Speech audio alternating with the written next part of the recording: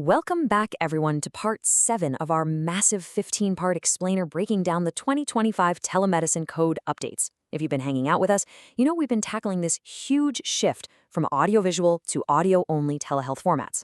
Okay, let's dive into this. Today, we're putting a massive magnifying glass on a highly utilized set of codes for 2025.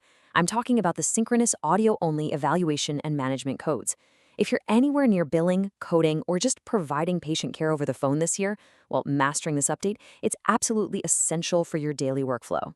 For this specific explainer, we're completely isolating our focus. We're zeroing in exclusively on the CPT code range 98012 through 98015. And honestly, here's the absolute key distinction you need to make right off the bat. These codes are strictly for established patients.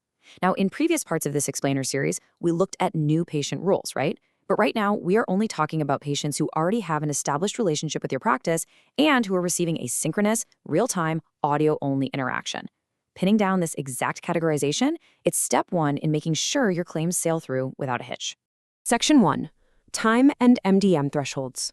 I like to call this the stair-step progression. Rather than just, memorizing a completely dry list of numbers, I want you to visualize this as a literal stair-step progression. We've got 4 codes for established patient audio-only visits in 2025, 98012, 98013, 98014, and 98015. Notice that medical decision-making, or MDM column. See how it scales? It goes from straightforward to low to moderate, and then right up to high. And here's the beautiful part. As the medical complexity goes up a step, the required time threshold goes up right alongside it in these clean, perfectly crisp 10-minute increments, 10, 20, 30, and 40 minutes. It's just a highly logical progression.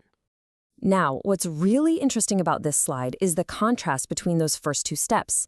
When you move from 98012 up to 98013, you transition from a straightforward medical decision-making right up to a low level of MDM. But take a look at the time requirement if you're coding based on time. Pushing to low MDM literally doubles your minimum time threshold. You go from 10 total minutes on the encounter date straight to 20 minutes. That is a massive operational detail when you're managing a super busy schedule of telephone interactions. And honestly, from an audit survival perspective, this is exactly why your real-world documentation of total time needs to be meticulously precise. So, let's see how this builds into the higher complexity tiers with 98014 and 98015. For 98014, you're looking at moderate medical decision-making, or a minimum of 30 minutes of total time. But to hit that maximum level for 98015, which is a highly complex scenario happening over the phone, you are facing a strict requirement of at least 40 minutes of total time on the encounter date.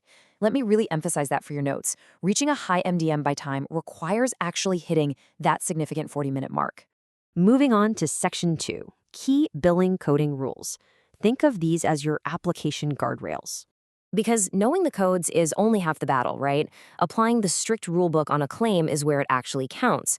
So the crucial point is laying down the absolute laws for billing these 98012 through 98015 codes. First up, the modality. It literally must be a synchronous, real-time audio-only interaction. No asynchronous messaging, no recorded voice notes, none of that counts here. Second, your code selection actually gives you a bit of flexibility. It's determined by either the level of medical decision-making or the total time spent on that single encounter date. So you get to choose the most advantageous route based on your documentation. And finally, the restriction. You absolutely cannot bill these codes alongside a same-day evaluation and management service. You've got to keep these encounters completely distinct. All right, Section 3, summary on our next teaser. Let's lock in these rules. Before you head back to your coding cues, let's initiate a high-speed rhythmic recap just to completely burn these parameters into your memory. Ready?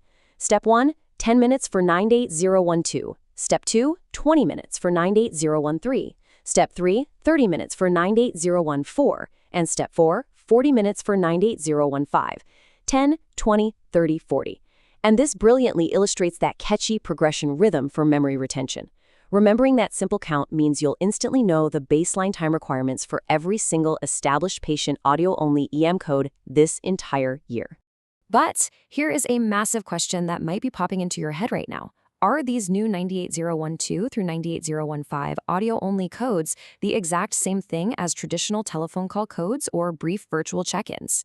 Well, the answer is a resounding no. No way. There are completely separate mechanics for brief communication technology-based services, specifically CPT code 98016. So what are the 7-day and 24-hour rules that apply there?